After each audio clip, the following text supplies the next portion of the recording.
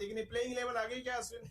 बस आने वाली है और टीम इंडिया की प्लेइंग प्लेइंग 11 आ गई है। वॉशिंगटन सुंदर आज का मुकाबला वाशिंगटन सुंदर खेल रहे अक्षर पटेल हैं। नहीं खेल अक्षर रहे पटेल हैं। से मतलब इंजर्ड है क्या? इंजर्ड हो सकते अगर अक्षर पटेल हैं। इंजर्ड नहीं होते तो उनका खेलना तय बिल्कुल होता। बिल्कुल जाहिर सी साउथ बात है। अफ्रीका अगर मैं बात करूं, साउथ अफ्रीका ने 4 बदलाव किए अपनी टीम में। केशव महाराज ने किया है, लुंगी इंगिडी इनकी और मार्को यानसन इनकी है, जो पिछले मुकाबले में नहीं खेल सके थे, थोड़ा एसोसिएट टीम के खिलाफ था।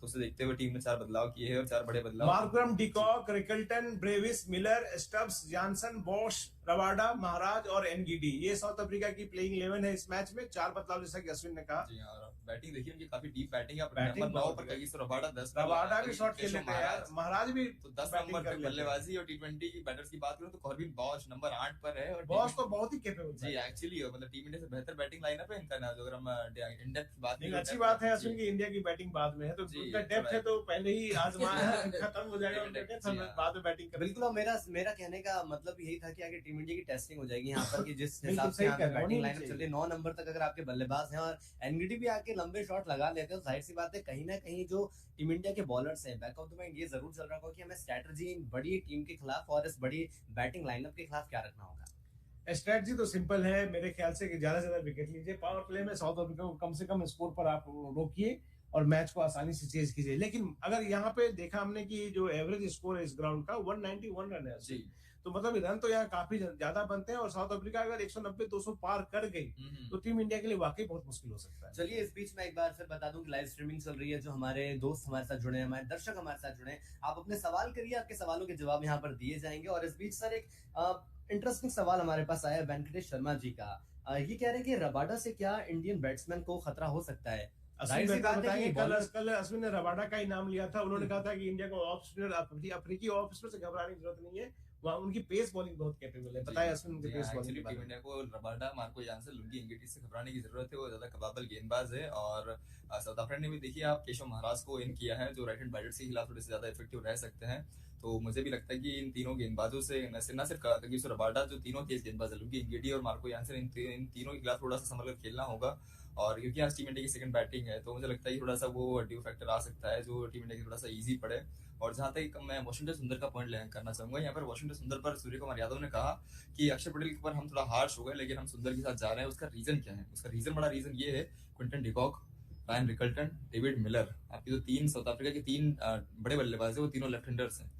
और उस लेफ्ट हैंड को टैकल करने के लिए आपने वॉशिंगटन सुंदर के रूप में एक ऑफ स्पिनर को शामिल किया है। और इसी का लॉजिक का था जो नेदरलैंड्स के खिलाफ सुंदर को पिछला मौका मिला था, वो नेदरलैंड्स की टीम का टारगेट नहीं था। टीम इंडिया तब भी साउथ अफ्रीका ही सोच रही थी, तो प्रिपरेटिंग स्ट्रैटेजी थी। और टीम इंडिया अब थोड़ी बॉलिंग हैवी के साथ गई है रादर देन बैटिंग हैवी। और अक्षर पटेल जो है वो लेफ्ट आर्म स्पिनर है, जो लेफ्ट आर्म स्पिन का काम भी अगर इन्हें जरूरत पड़ी तो अभिषेक शर्मा वो लेफ्ट आर्म स्पिन फेंक लेते हैं अगर जरूरत पड़ी तो।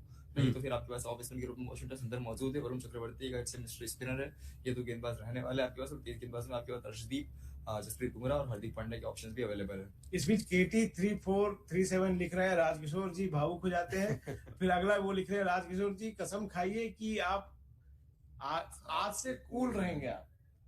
आपके फैन ही कह रहे हैं, बताइए राजकिशोर सर आपको कूल रहना पड़ेगा। मैं भावुक नहीं होता। देखिए टीम इंडिया के लिए अगर कोई शब्द इस्तेमाल किया जाएगा तो मैं वहां बोलूंगा।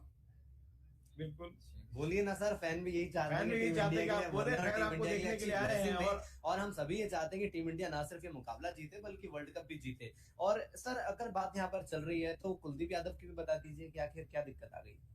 कुलदीप यादव अच्छे स्पिनर हैं और कुलदीप यादव में कोई प्रॉब्लम नहीं, कोई दिक्कत नहीं है। लेकिन टीम का जो एक कॉम्बिनेशन आप बनाते हैं तो वो हमारा कॉम्बिनेशन यही है कि हम अभी इंडिया में जब खेलेंगे, श्रीलंका गए थे तो वहां खेले थे कुलदीप। इंडिया में है कि आप जैसा कि इस पिच पे भी हमने देखा कि यहाँ पे पेस बॉलर्स बहुत ज्यादा विकेट लेते हैं, तो स्पिनर आपके पास ऑलरेडी वरुण चक्रवर्ती है और वाशिंगटन सुंदर है। कुलदीप को भी आप रख लेंगे, मान लो वाशिंगटन की जगह आप कुलदीप को ले आते तो आपकी बैटिंग जो है अश्विन के जैसा बताया था कि हमारी डेप्थ कम हो जाती है उससे। कुलदीप एक प्रॉपर बैटिंग नीचे अगर जरूरत पड़ी रन की तो नहीं कर पाएंगे। एक तो ये मैटर है, दूसरा मैटर है कि अभी फिंगर स्पिनर का जलवा ज्यादा इस वर्ल्ड कप में चल रहा है। कुलदीप यादव रिस्ट स्पिनर, अश्विन इसको और बेहतर तरीके से एक्सप्लेन करेंगे। अश्विन बताइए कुलदीप क्यों नहीं खेल रहे? जी, कुलदीप का सबसे बड़ा रीजन यही है कि जो उनकी बैटिंग है, जो फिलहाल टीम इंडिया की जो T20 टीम है उसमें बैटिंग और बॉलिंग जो ऑलराउंडर्स का दबदबा बहुत ज्यादा है। अगर आप शुरुआत से देखें जो ओपनिंग बल्लेबाज है अभिषेक शर्मा, उनका मेन काम है बल्लेबाजी, लेकिन वो लेफ्ट आर्म स्पिन फेंक लेते हैं। ईशान किशन एक विकेट कीपर है, डुअल रोल इनका हो चुका है। तिलक वर्मा ऑफ स्पिन गेंदबाजी कर लेते हैं, नंबर लेफ्टी बल्लेबाज है, तो ये भी इनका डुअल रोल हो गया। आप सूर्य कुमार यादव की बात करें जो कप्तान है बल्लेबाजी टी20 में टीम इंडिया के किस्मत नंबर 1 बल्लेबाज रहे। अगर नंबर 5 की बात करें तो हार्दिक पांड्या है जो बल्लेबाजी के साथ गेंदबाजी कर लेते हैं, राइट आर्म सीम। शिवम दुबे नंबर 6 पर आते हैं, जो भी लेफ्ट हैंड बल्लेबाजी के साथ उनका जो टी20 वर्ल्ड कप जो पिछला वाला हुआ था तब रिंकू सिंह और शिवम दुबे में बड़ा टसल हुआ था कि किन्हें रखा जाए। शिवम दुबे को रखने का सबसे बड़ा रीजन ही ये था कि वो गेंदबाजी कर लेते हैं। उनके बाद आते हैं रिंकू सिंह।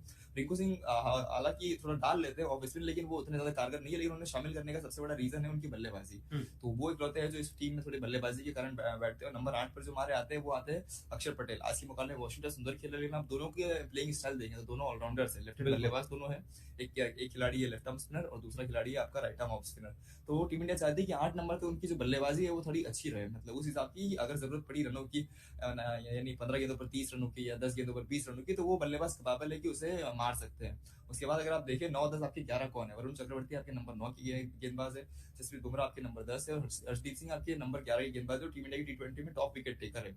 तो इन सब आप सिनेरियो को देखिए तो वहां पर आप जो आपकी प्लेइंग 11 है वहां पर कुलदीप यादव को आप कहां फिट करेंगे? बिल्कुल। आप रिंकू की जगह फिट कर सकते हैं, लेकिन रिंकू की जगह फिट करेंगे तो फिर आपकी बैटिंग तो बहुत ज्यादा कमजोर हो जाएगी। आप सुंदर की जगह फिट करेंगे तो फिर आपकी बैटिंग कमजोर हो जाएगी, और आप किसी तेज गेंदबाज की जगह करेंगे तो फिर आपकी गेंदबाजी कमजोर हो जाएगी। बिल्कुल। इस बीच कुछ कमेंट पढ़ दूं। अजीत यादव आ गए हैं, वो हाई कह रहे हैं। राजकुमार गुप्ता आपको हेलो कह रहे हैं। सीए नीतीश जैन अश्विन को हेलो कह रहे हैं। हाय भाई। क्या स्कोर बनेगा वो भी पूछ रहे हैं अश्विन आपसे, बाद में जी। उस पर डिस्कस जी करेंगे। हाँ। गुड पर्सन कह रहे हैं क्या रिंकू की जगह संजू आ सकते थे? मेरे ख्याल से नहीं, आगे डिस्कस करेंगे। भक्ति प्रसंग रिंकू सिंह को थोड़ा आगे खिलाना चाहिए, इस पे भी डिस्कस करेंगे। नवीन आ गए हैं, विक्रम जी राम राम राम राम भाई साहब।